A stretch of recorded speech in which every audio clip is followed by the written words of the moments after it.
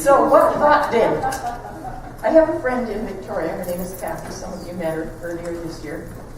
Every single morning she reads the daily guides in the Science of Mind magazine, and the daily guides in the Creative Thought magazine, and the daily guides in the Unity magazine.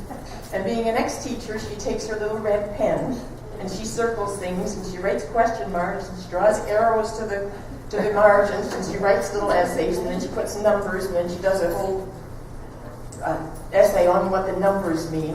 And sometimes she emails or writes to the authors and asks them what they mean. And sometimes she asks me what they mean. And she stumped me one time. She said to me, so where does thought come from? And I said, thought. Thought is a movement in consciousness, but where does it come from? And I couldn't figure that out for a bit. So at our practitioners meeting, I threw that out and I said, where does thought come from? And Ken looked at me like I was nuts and he said, it doesn't come from anywhere, it just is. And I thought of the phrase, in the beginning was the Word and the Word was with God. I think we can use word and thought interchangeably here. In the beginning was the Word, the thought. In the beginning, that's what it is. And scientists now are telling us that the universe resembles, they used to think it was a giant machine. Now they're telling us it resembles nothing so much as a giant thought. So in the beginning, from the very beginning, from all there isness was thought, and it was with God. Could it be that thought actually is God? Because oftentimes we refer to God as infinite intelligence or the universal mind. So I said to myself, that's interesting. So there is one source, one giant infinitesimal mind through which we all think, into which we all think, from which we all gather our information. It's the same source. So the scientist, gathers that insight, that idea for an experiment from that same source. The poet draws inspiration from that same source. Each of us, according to our receptivity, according to our areas of interest, we draw inspiration from that. But it's the one. It's the one source. So it's as though all this giant mind out there, all these thoughts that are floating around, as though every thought that has ever been thought or ever will be thought is available there in this mind of God. And it's as though we have this, we create a mold into which it pours itself. Remember playing with silly putty? Or if you're my age, we called it plasticine. And what it was just a lump of stuff. And we played with that. And first of all, we rolled out a snake, right? And then we put it back into a lump of stuff.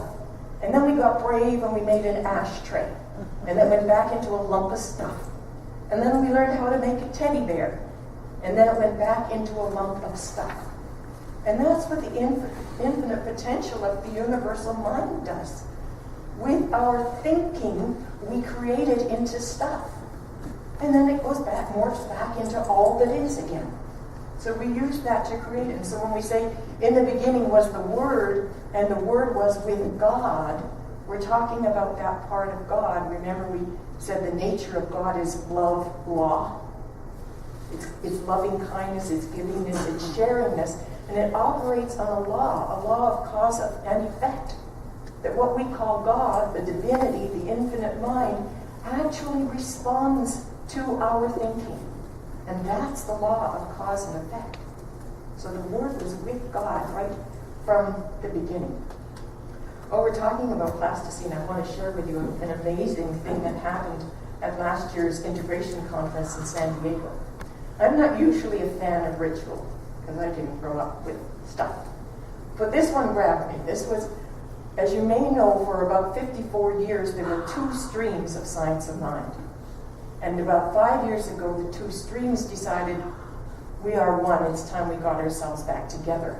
So the leaders and shakers in each movement have been forming committees and studying to determine the highest and best in each movement, and we actually voted last year for the International Centers for Spiritual Living and United Centers for Spiritual Living to come together as Centers for Spiritual Living. And so now there's about 800 centers, 250,000 of us gathered together.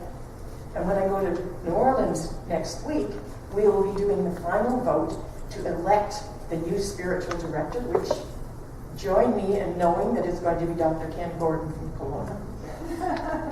and you know, finalizing that.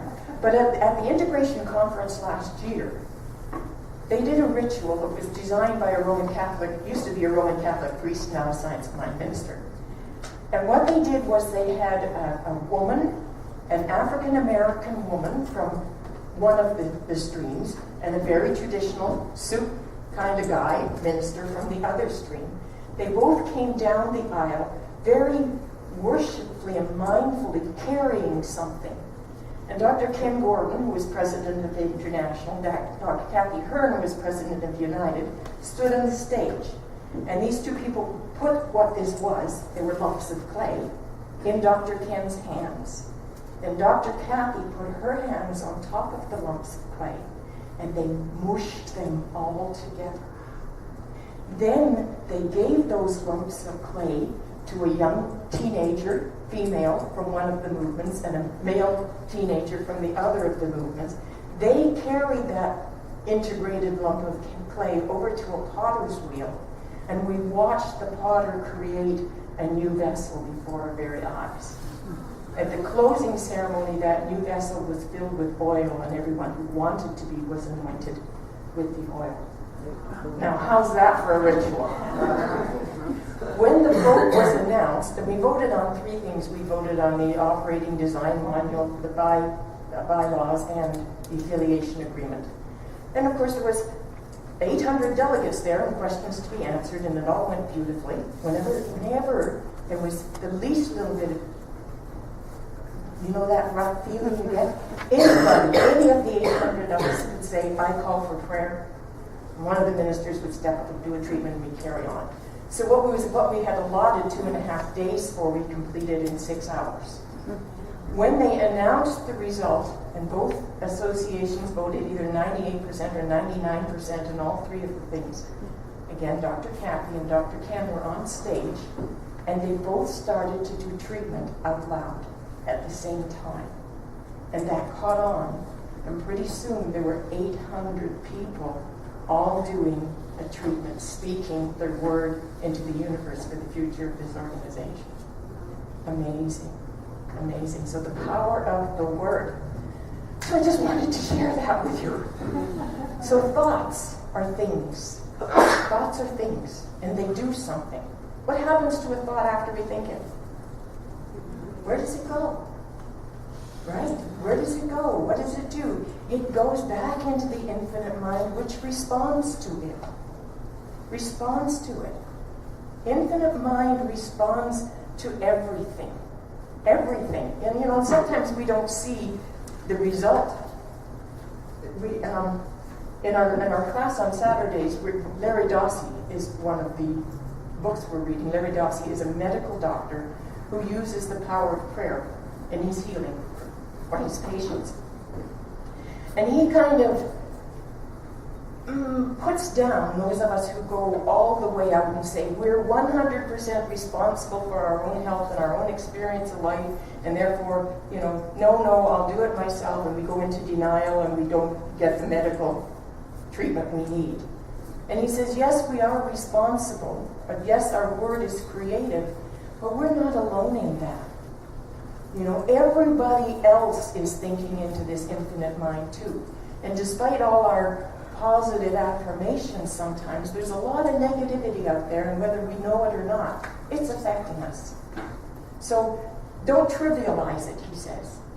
You know, don't get stuck there. Don't throw the baby out with the bathwater.